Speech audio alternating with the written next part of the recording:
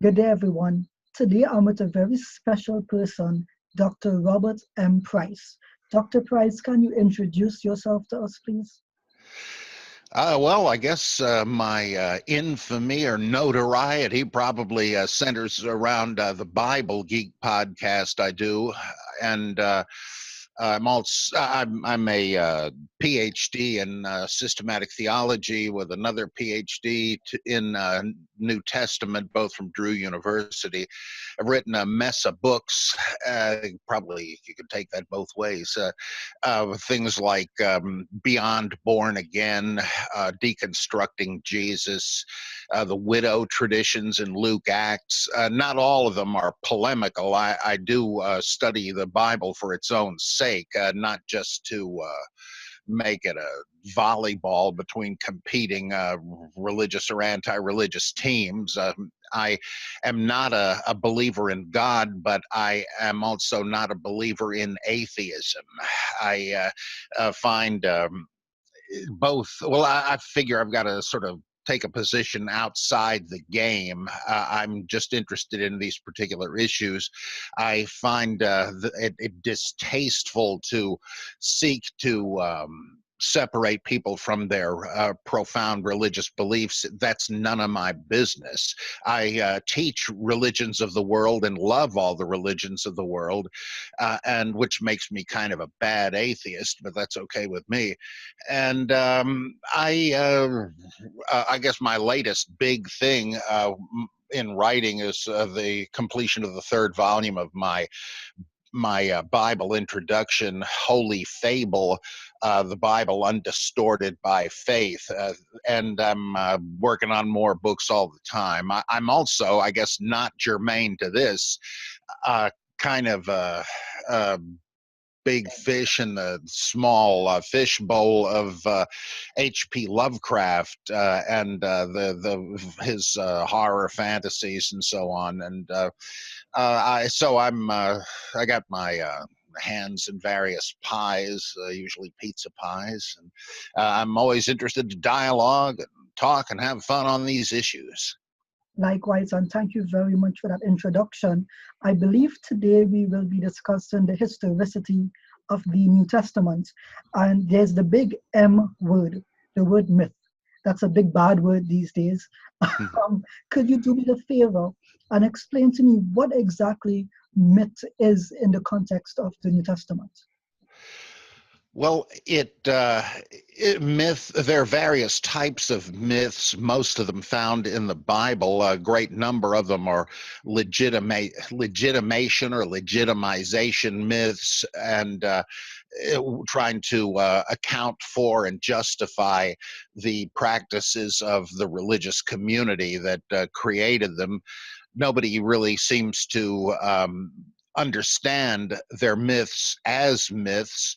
That's part of the process. It's like in every society, there are people who frame the rules and espouse beliefs that rationalize the rules, providing what Peter Berger calls a sacred canopy of values, all sanctioned by God or the gods or the ancestors or whatever. And though regular human beings like ourselves originally came up with them, but as they pass down from one generation to the next, they come to have their own autonomy. And since all of these beliefs and values far predated the current generation of believers, they take on the halo of a divine origin, and indeed they are superhuman in a way because of their authority stemming from the past and from venerated founders and all of that. And so the myths tend to legitimate things like that, like when Jesus is challenged about divorce and he says, well, here's the way God intended it, and he refers to the creation stories in Genesis.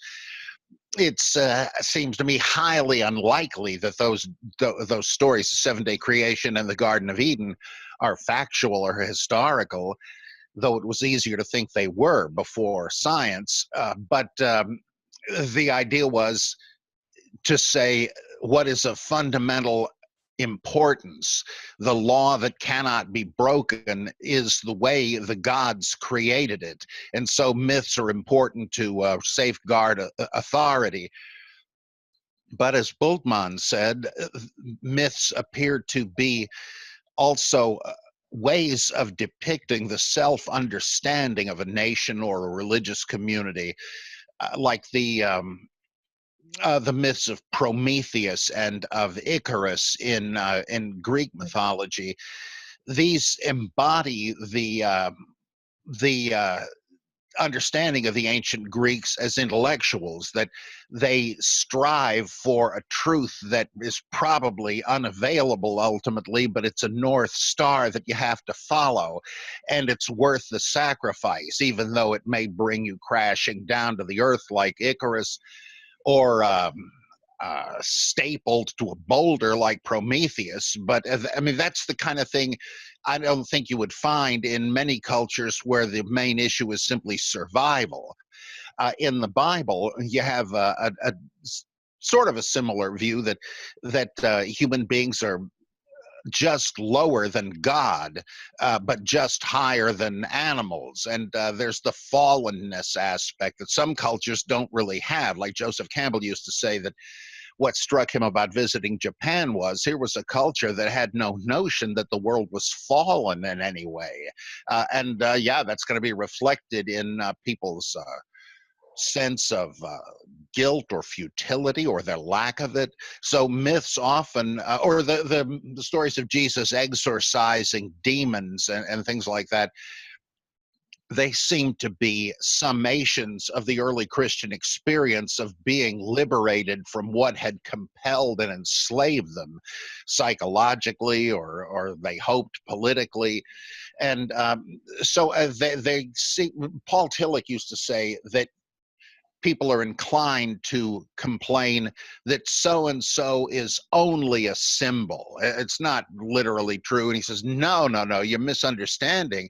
What you should say is something like the Garden of Eden or whatever is no less than a symbol. Because if you, excuse me, if you just had a factual story of marvels and amazing things like the Red Sea parting or a guy rising from the dead, how would this really be any different than the abominable snowman or flying saucers? It would be pretty interesting, but what would be the meaning? What would be the relevance of that? Well, of course, it's because these stories are really I like to say, like the computer icons you click on of rituals, which are transformative. Nobody would care if Jesus supposedly rose from the dead if it weren't actualized in the ritual of baptism. And similarly, and so then you have to ask, well, suppose that it didn't actually happen, but the symbolic rituals do have their power, not because of a historical basis, but because of an existential transformation they occasion. And so I think with, though I wouldn't say I really identify with any one faith anymore, it's clear to me that faith is transformative, and that it's the symbolic character of the stories that make that possible, and the history or lack of it really is irrelevant. It's certainly irrecoverable. We can pretend we know what happened, but we don't. I mean, even some Christian apologists will admit that. My late great friend Clark Pinnock used to say that. I just wanted to unpack a little bit about what you said just now. Mm-hmm. So I think you covered social formation technically and myth making at the same time. And one of the things that you referenced was the words that Jesus used in the New Testament. You don't believe he actually used those words. You think it's ipssisima, vox in this case, if I'm not mistaken, yeah? Yeah, that's right. Jesus as a character said this and that. Whether there was a Jesus who actually said it on some occasion, there's reason to doubt that. It could be so, but I don't think it can ever be settled. I'd be surprised if somebody was able to settle it. So there is something you mentioned earlier, which is that people tend to form these myths and traditions to give them some kind of pre-eternal reason for existence. So, for example, there's this History of the Church by Van Pelikan. It's a Christian author. And in his History of the Church, he actually mentions that most Christians give themselves a history, i.e. myth-making, because they want their truth to appear as if it came pre-eternally and didn't begin to start existing at some point in history. So we find that in Christian writings and in your writings as well. So technically, what you're saying is literally confirmed by Christian authors who write on church tradition. Now, I just wanted to mention, when you speak of people putting words on Jesus' lips, the ipssisima vox, do you think, for example, when they use the cynical traditions, primarily from Diogenes, that people at that time would recognize those statements? Or do you think it was more like people were familiar with those sayings, like, why do you sit with the sinners, or why do you call me good? Were those popular sayings at that time attributed only to Jesus, or was it something common, like night, just do it?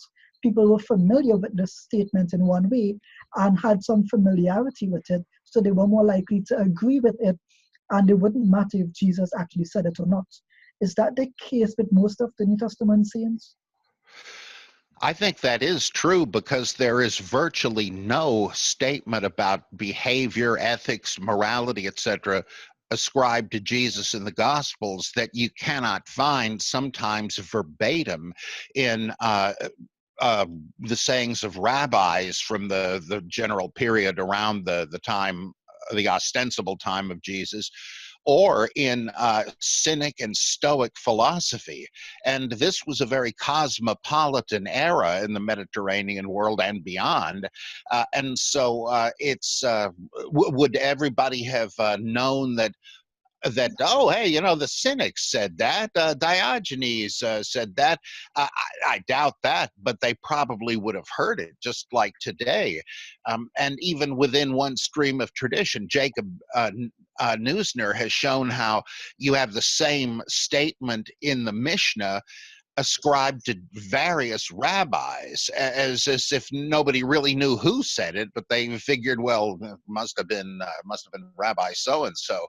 And I think the same would be true here. Did Jesus say this, or did Pythagoras say it? There's modern examples of this that you hear over and over again, like when people say, the Bible says God helps those who help themselves.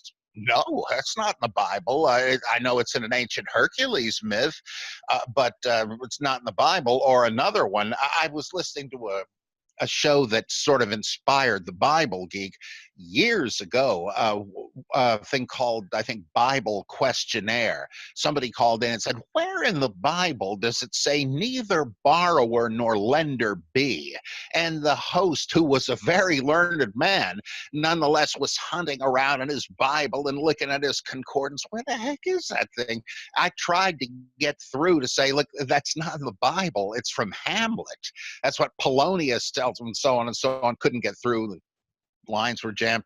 But people, I've heard other instances of that. Or how about a penny saved is a penny earned, as the Bible says. No, it doesn't. And they just figure it sounds good. It must be Jesus or whoever. And that's, nobody's deceiving anybody. There's no scheming. It's no hoax, no deception. It's just, you figure it sounds good. It's true. Well, I know who speaks the truth. It must be Jesus. And so it's all completely innocent, but it sure makes it difficult to tell not only what Jesus, but what Rabbi Akiba must originally have said. It's just way too late. Or Buddhism, holy mackerel, that nobody wrote anything down for something like 400 years after the Buddha supposedly lived, and it's highly unlikely that anybody remembered specifically. Or the Hadith of Prophet Muhammad. It was al-Bukhari and others realized, wait a minute, we've got tens of thousands of these hadith. They cannot possibly all go back to the prophet. And so he and others tried to weed them out, but we're still left with a huge pile of them that modern scholars still debate. It's just the way it happened in a world before printing presses and tape recorders. And does it really matter? Like if you're reading the Sermon on the Mount, and it touches your conscience, yeah, maybe forgiving and turning the other cheek would be a better way. Does it really matter who said it? I mean, if it sounded utter nonsense, would you obey it just because Jesus said it?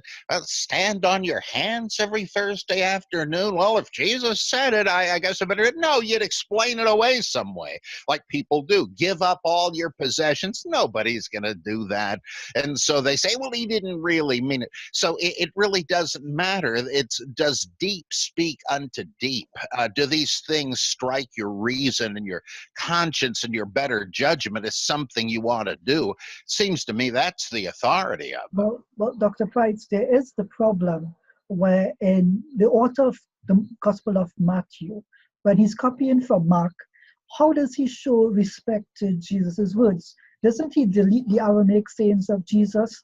I think in only 2 instances he actually gives you the English translation, and in other instances he deletes the words completely. He doesn't bother to translate when he raises the girl or in other instances. So how much did they really care if the author of the Gospel of Matthew was willing to delete the Aramaic sayings of Jesus? He didn't even bother to translate them. So this, I believe you know about the Aramaisms of Mark and Matthew. So what do you think about that? Well, Luke also does not care for Aramaic, and like he doesn't have the crowd say Hosanna. What does that mean? My Hellenistic readers aren't going to understand that. Or the 2 stories where Jesus is quoted by Mark in Aramaic, Ephatha, be opened, and the deaf guy hears, or Talitha Kumi, little girl, rise up. That Matthew and Luke not only leave out the Aramaic, they leave out the stories. And the reason for both is the same, in that both stories depict Jesus as a magician, not a stage magician, but what we might call a faith healer. And he has to use techniques. He spits on the tongue of the deaf man because it's like he's tongue-tied, and Jesus has to, or anybody else doing this, had to lubricate it to loosen it. Or the deaf guy, well, there must be some obstruction, so he puts his fingers in his ears, pulls them out, and says Ephatha, sympathetic magic, or I guess that's imitative magic. It's like the later gospel writers didn't want to depict Jesus as a magician, though for some centuries some Christians didn't mind that. We have an old glass bowl from Egyptian Christians showing Jesus raising Lazarus from the dead using a magic wand. Well, they didn't mind, but some people did. And so Matthew and Luke say, look what he's doing, look what he's saying. We don't really need that. Jesus did this stuff simply because he was the Son of God. So there are theological reasons because the beliefs were already evolving. And again, it's not like deception, they're just amending it. Well, one thing I did want to point out was that I believe Papias, I don't know if you pronounce it Papias or Papias, doesn't really matter, yeah? I don't know either. No one knows, right? But when it comes to the early myth-making in Christianity, specifically the Gospel of Mark, I believe, what's his name? Burton Mark points this out as well, is that there were miracle sets, 2 sets of miracle sets in the Gospel of Mark. So there's a healing miracle, a water miracle, and I believe a food miracle, and there's 2 sets of those 3 miracles. And what? Oh, more than that, there's a couple of other ones, healing and exorcism and so on, yeah. But specifically, these are the things that Elisha and Elijah did. And so we can see that the author of Mark is drawing from a previous tradition. This is not necessarily the things that the Christ actually did historically.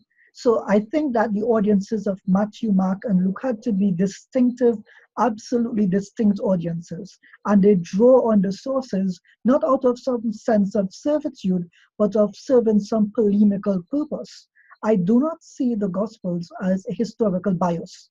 I see them necessarily as works of propaganda to achieve a good cause. In that good cause, I mean inviting people to do good, to treat the poor well and the sick well. That is what I see the gospel literature trying to motivate people to do. I believe there's this book by Barry Wilson. I forgot the exact title. It's a Canadian author. But he actually tells you, if you look at the gospels themselves, if you ignore Paul's writings, most of what Jesus says is about being the teacher of righteousness, do good, help the poor. It's very little about revolutions or politics or violence. His is more a moral message, basically. Everything else with the miracles added on just seems to be later additions to serve some polemical purpose. So I wanted to bring your attention to the Gospel of John. This is my favorite gospel. I don't know if you like it as much as I do. But Mm-hmm. I'm going to read one verse for you, and I just want you to give me your thoughts on this, okay? Mm. So typically, when you appeal to a witness, you're appealing to someone to support your case, yeah? Mm. So in John chapter 19, verse 35, it's probably my most favorite line in the Bible. It says, "The man who saw it has given testimony, and his testimony is true.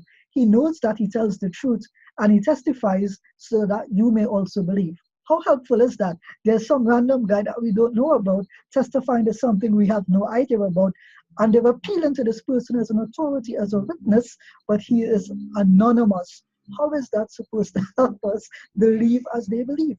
What You would know, you that's in the so-called Johannine Appendix, chapter 21, which is surely a later addition to the Gospel, since at the end of chapter 20 it says, well, I could go on and on, but there's no room to record all of that, but I have written this much so you'll believe that Jesus is the Son of God and have eternal life. Well, then suddenly it cranks up again, and we have the resurrection appearance by the lake and Peter and Jesus dialogue, and then at the end it sort of paraphrases the original ending with the addition of what you just quoted. And One it second, is, Dr. Price. So we are in chapter 19 right now, just to be clear, chapter 19, right? that's the one with the blood and water Yeah, yeah. from the yeah, that I think is an interpolation by the author of chapter 21. It's all of a piece, and the irony is, who is this? There's no name given, and it Nothing. says you'll have to take my word for it. It's just like in chapter 20 where Jesus appears to the disciples, and Thomas is afterwards said not to have been there. He was out picking up the pizza or something, and he gets back and says, "What? Jesus raised from the dead? Come on, you're putting me on. I'll have to put my finger in the nail wounds and my hand in his side before I'm going to believe it." And so Jesus taps him on the shoulder and says, "Well, here's your chance."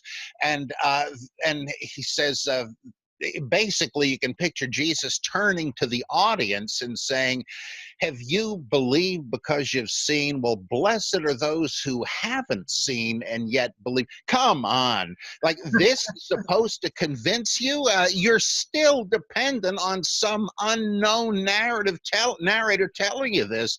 It's just, it just is so self-defeating. But that, in a way, sums up the whole thing. How are you to prove this? And if you need to prove it, to take it seriously, you're up the creek. I think you're right that always, and even today, people look at the gospel or all the Bible stories as edifying catechism or whatever you want to call it. They have been told that it's historically true, so they believe that. But if they had not been told that, I don't think they'd care, because that's not really why they value this material anyway. It's like, what can I learn from it? How can I apply it? Oh, you mean this guy also existed? What difference? This is a bizarre analogy, but the other day I was out to lunch and heard a couple of women talking about, at another table, talking about American Horror Story. Okay, I know that show. I don't like it, but I know it.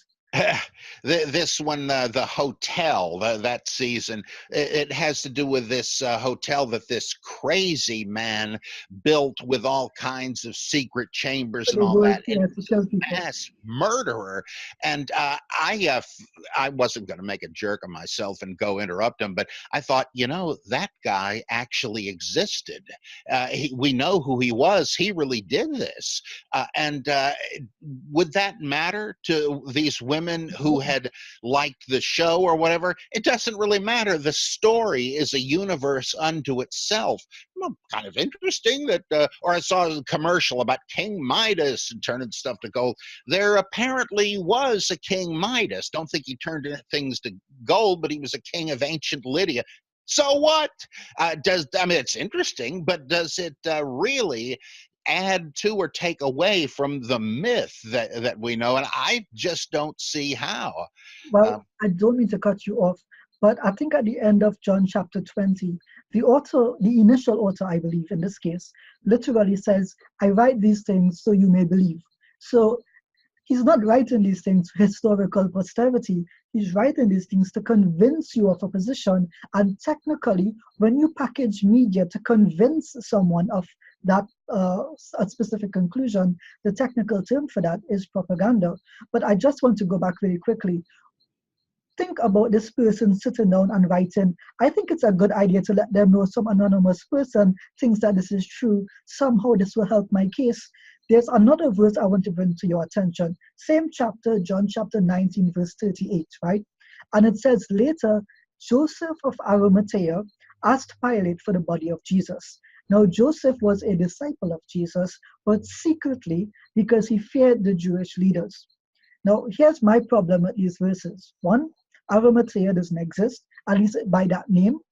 Two, they're appealing to someone who's a secret follower. It's as good as appealing to a wall. It doesn't help you testify to anything, right? Second, Yeah. and thirdly, here's the thing. This could not have been written at the time that if Joseph did exist at his time, because Joseph would have been fearing for his life.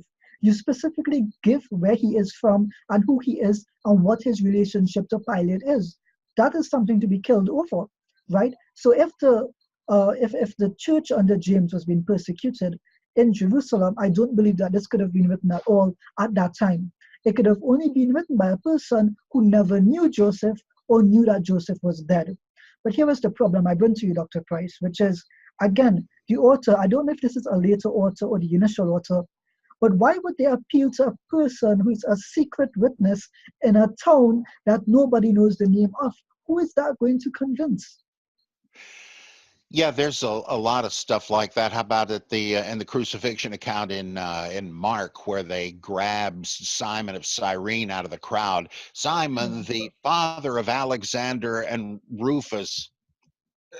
What does that matter? I mean, that might presuppose that he expected readers to know who they were, but that's just a wild guess. And the secrecy thing you mentioned, you really start having to get suspicious when you hear that. Well, Jesus said he spoke in parables to the crowd, but to a select few he explained them.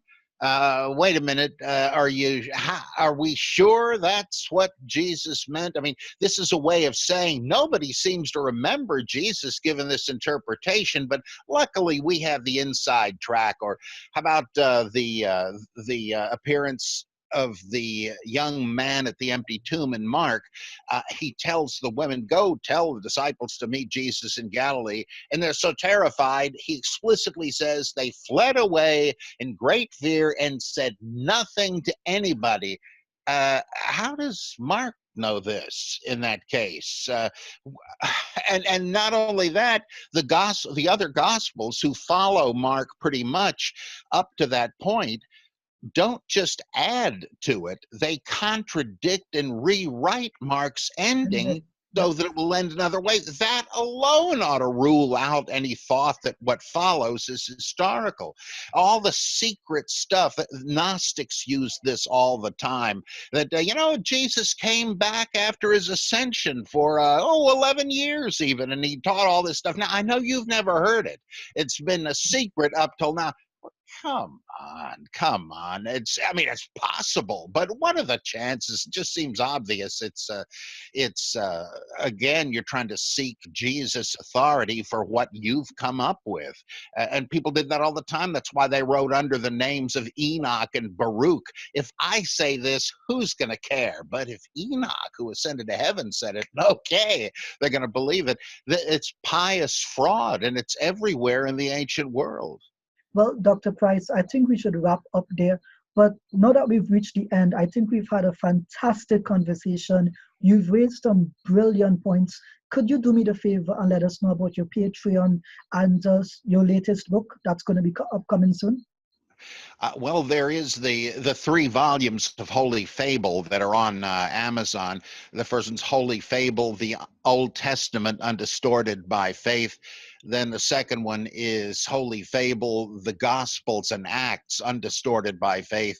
And then thirdly, Holy Fable, the Epistles and the Apocalypse undistorted by faith.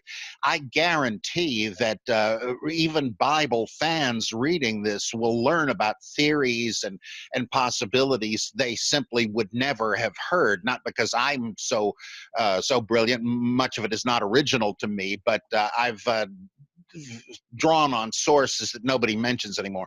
Then another one is Bart Ehrman Interpreted, subtitled How One Radical New Testament Scholar Understands Another. And there are other things coming out, but I guess those would be the big ones, and those are all readily available on Amazon.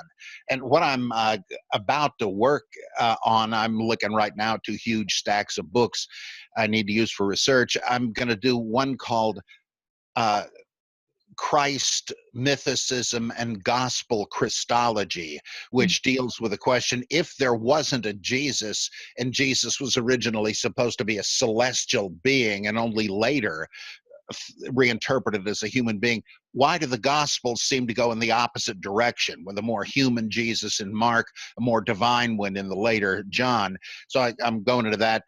Then the other one is Judaizing Jesus, where I look at a whole lot of stuff written today saying that Jesus was a kind of a rabbinic Jew. He wasn't the Lutheran that the old German theologians used to say. And I want to suggest that I think that is not really historical work, but it's ecumenical theology. They're trying to say, look, we Christians feel guilty about the rotten way we've always treated Jews, so we're going to kind of give away the store and say that Jesus was really on your side, not ours. And I want to say any Jesus you came up with would be a kind of fiction, and here's why I think this one is. What about your Patreon, Dr. Price? I guess you just look up Patreon Robert M. Price, and every month I put up 1 or 2 essays, and I do a Human Bible podcast, which I used to do for the Center for Inquiry, and it's much like the Bible Geek, but a lot of people seem to like it better. I don't know why. I also have a monthly column that you can subscribe to for free from my website, and that is robertmprice.mindvendor.com, and the column is called Zarathustra Speaks. And that's totally free, and well, that's I guess that's mainly it. I sure appreciate people's interest and support. Well, Dr. Price, thank you very much for your time and your energy. And I look forward to having discussions on these topics again with you soon. Have a good day, everyone. Thanks so much. You too.